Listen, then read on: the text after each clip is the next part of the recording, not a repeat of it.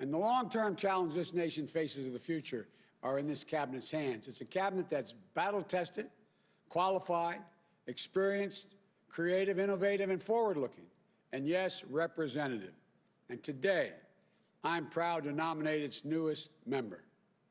For Secretary of Transportation, I nominate Mayor Pete Buttigieg. I got to know Pete on the campaign trail. He's one of the smartest people you'll ever meet and one of the most humble. A mayor from the heartland, a management expert, a policy wonk with a big heart, a veteran, a lieutenant in the United States Navy Reserve, an intelligence officer deployed to Afghanistan while he was mayor. A new voice with new ideas, determined to move past old politics.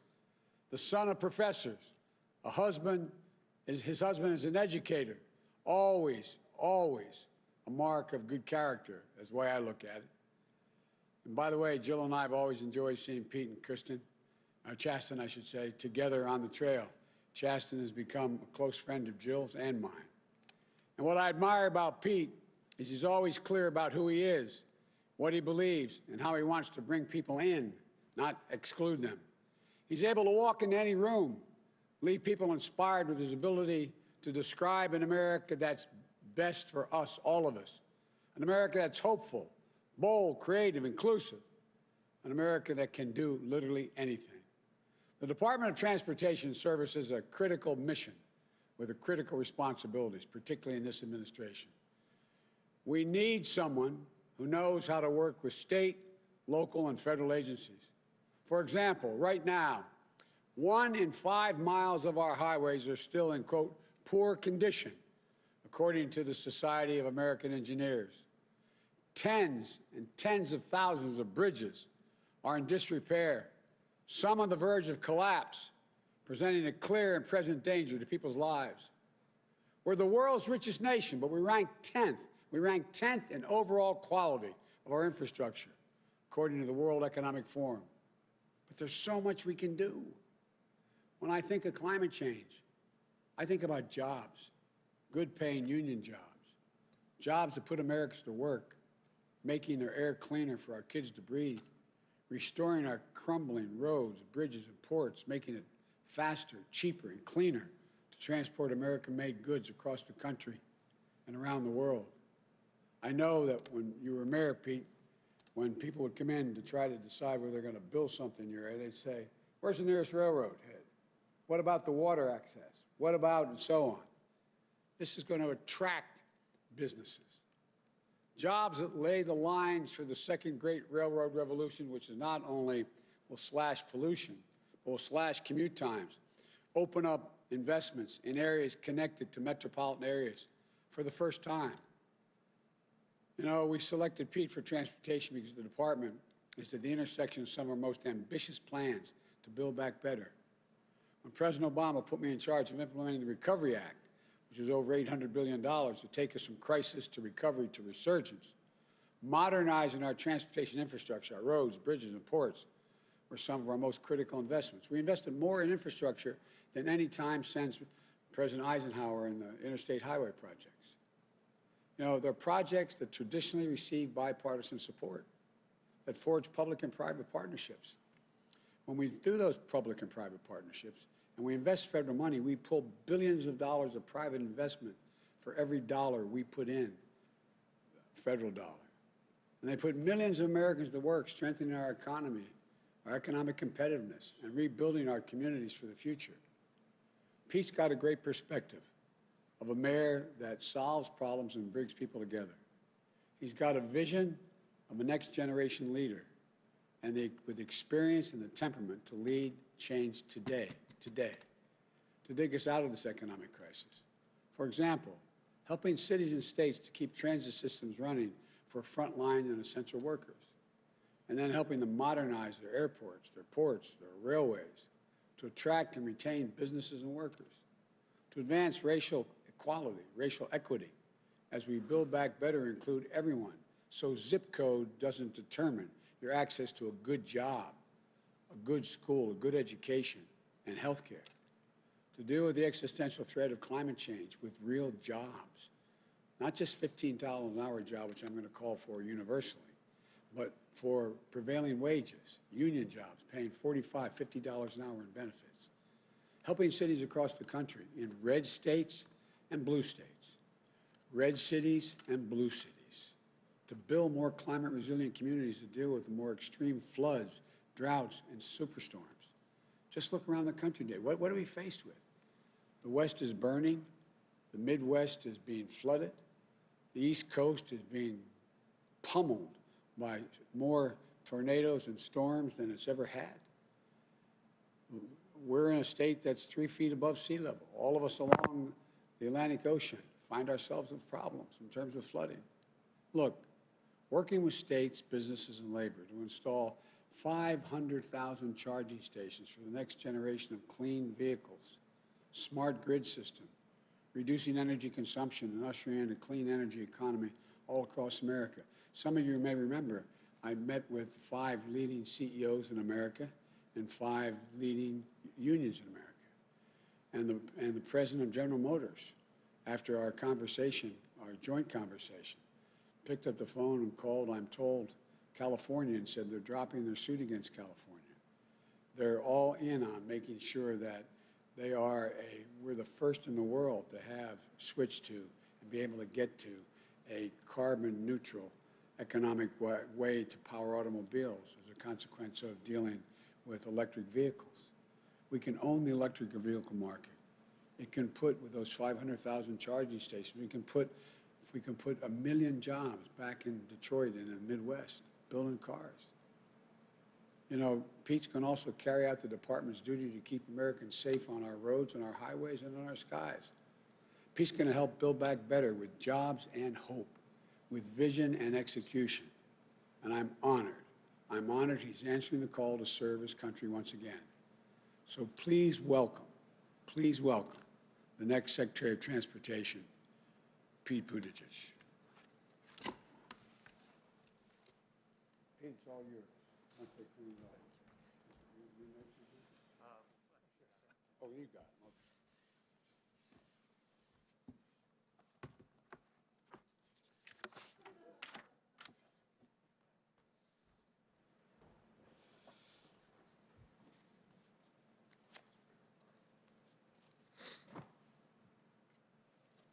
Well, Mr. President-elect, Madam Vice President-elect, thank you so much for entrusting me with this opportunity to serve the American people.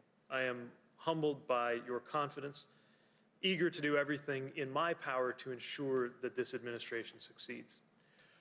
My hometown, South Bend, Indiana, was built by the power of American transportation, from trade along the river, whose bend gives our city its name, to the rail lines that connected us to the rest of the country back when we were considered the West, to the livelihoods created by the good-paying union jobs at places like the aeronautical supplier Bendix and the giant auto assembly of Studebaker. And now, climate and infrastructure innovation are helping bring my community into the 21st century. I've also had a personal love of transportation ever since childhood. More than once, as a college student, I would convince a friend to travel nearly 1,000 miles back to Indiana with me on Amtrak. Though I know that in this administration, I will at best aspire to be the second biggest train enthusiast around. I spent a spring break in graduate school aboard a cargo ship studying there. Travel in my mind is synonymous with growth, with adventure, even love, so much so that I proposed to my husband, Chasten, in an airport terminal. So don't let anybody tell you that O'Hare isn't romantic. And I want to take this chance to thank Chasten for everything that he gives and everything that he sacrifices to support me in public service. First time I ran for office was on a platform of supporting the Obama-Biden administration's rescue of the auto industry. And when I did first take office as mayor, in a city fighting its way out of the teeth of the Great Recession, infrastructure was at the heart of our vision. We reimagined how vehicles and people moved through the city, unlocking new economic vibrancy in our urban core.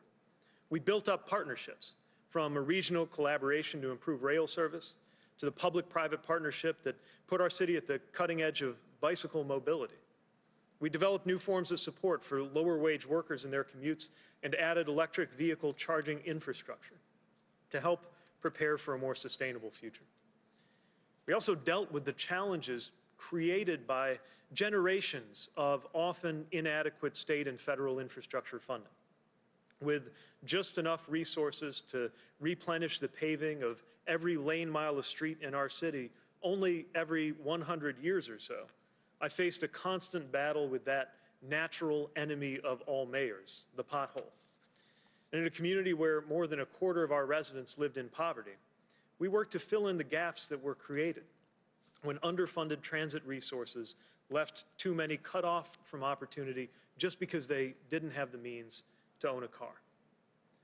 At its best, transportation makes the American dream possible, getting people and goods to where they need to be, directly and indirectly creating good-paying jobs. At its worst, misguided policies and missed opportunities can reinforce racial, economic, and environmental injustice, dividing or isolating neighborhoods, undermining government's basic role to empower everyone to thrive. And now comes a historic opportunity. This administration can deliver policies and resources that will create jobs, rise to the climate challenge, and equitably serve all Americans, all while continuing to ensure the safety of travelers and workers alike. America has given this administration a mandate to build back better. And step one in building back better, literally, is to build. Americans shouldn't settle for less than our peers in the developed world when it comes to our roads and bridges, our railways and transit systems. The U.S. should lead the way. And I know that in this administration, we will. We'll bring together leaders and communities from every corner, labor and business, left, right, and center, urban and rural, communities of color, tribal nations, mayors, counties, states, everyone who has a stake in American infrastructure to design a better future. Americans expect us to see to it that the idea of an infrastructure week is associated with results and never again a media punchline. My view of this opportunity is also shaped by being the youngest member so far named to this cabinet and the first millennial invited to a seat at that table. Newer generations have a lot at stake in infrastructure policy that, by its nature, must contemplate both the immediate and the long term. The question of how America will look by the middle of this century, the competitiveness of our economy, the security of our climate. For me, this isn't academic, it's personal. I'm also mindful that the eyes of history are on this appointment, knowing that this is the first time an American president has ever sent an openly LGBTQ cabinet member to the Senate for confirmation. I can remember watching the news, 17 years old in Indiana, seeing a story about an appointee of President Clinton named to be an ambassador, attacked and denied a vote in the Senate because he was gay, ultimately able to serve only by a recess appointment. At the time, I had no aspirations of being appointed by a president to anything. At that age, I was hoping to be an airline pilot. And I was a long way from coming out, even to myself, but still, I watched that story. And I learned something about some of the limits that exist in this country when it comes to who is allowed to belong. But just as important, I saw how those limits could be challenged. So 2 decades later, I can't help but think of a 17-year-old somewhere who might be watching us right now, somebody who wonders whether and where they belong in the world, or even in their own family. And I'm thinking about the message that today's announcement is sending to them. So thank you, Mr. President-elect. Thank you for honoring your commitment to diversity with this administration that you're assembling. And thank you, Madam Vice President-elect, for your trailblazing leadership, your encouragement, and your friendship. There is no greater source of meaning in professional life than the chance to serve others. I felt that meaning every time I laced up my boots when I was in the military, every time I came to work when I was a mayor. And I feel it here now, joining this historic team with such an important mission, preparing to deliver for all Americans. Thank you.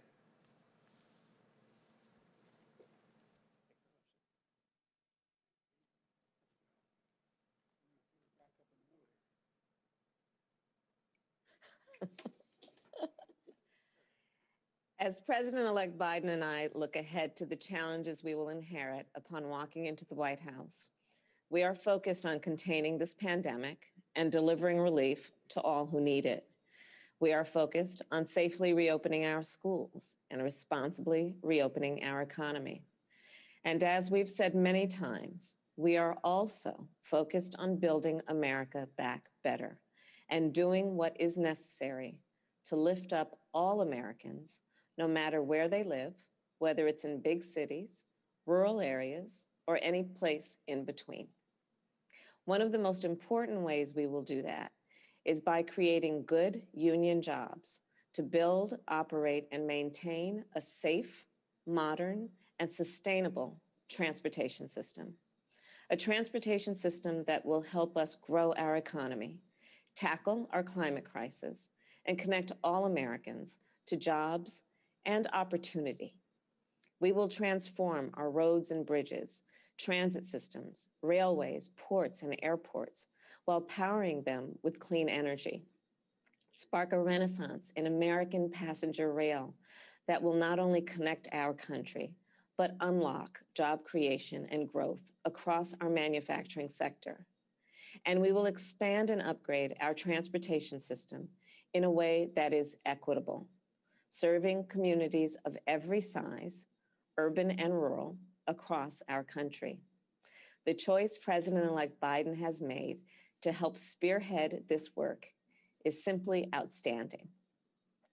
I got to know Pete over the last couple of years. We traveled to the same states, attended the same events, and shared a debate stage many times. We've had long conversations, he and I, about the future of our country, about the need for bipartisanship, and about family and faith. And along the way, Pete and his wonderful husband, Chasten, have become very dear friends of Doug's and mine. Pete is an innovative problem solver. He has a sharp intellect and a deep commitment to uniting people across party lines and meeting our challenges together. He is a trailblazing leader from the industrial Midwest who understands we need to create opportunity for people of all backgrounds.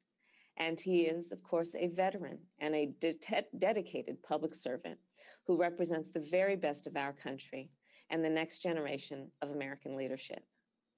Now, Pete will bring his remarkable talents to bear, not just on behalf of the people of South Bend, but on behalf of the people across our nation.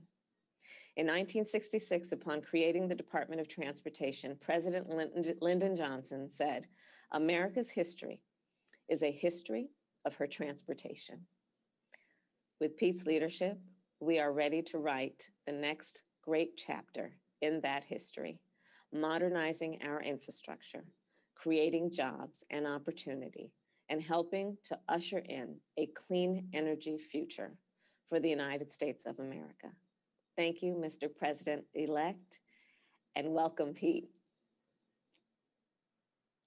Thank you. By the way, I called the Vice President-elect and thanked her for not getting on the highway in the middle of a storm about to come up here. She wanted to be here, as you know. So thank you all very, very much. And if you have to travel,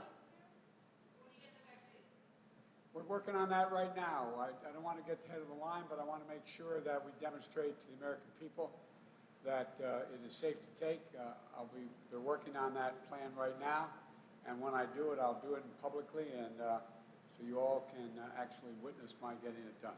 Are you confident you did nothing wrong? I'm confident. The stimulus package is encouraging. It looks like they're very, very close. And it looks like there's going to be direct cash payments, but it's a down payment, an important down payment on what's going to have to be done beginning at the end of January into February, but it's very important to get done. I compliment on the bipartisan group on working together to get it done. Thank you all very much and have a good day.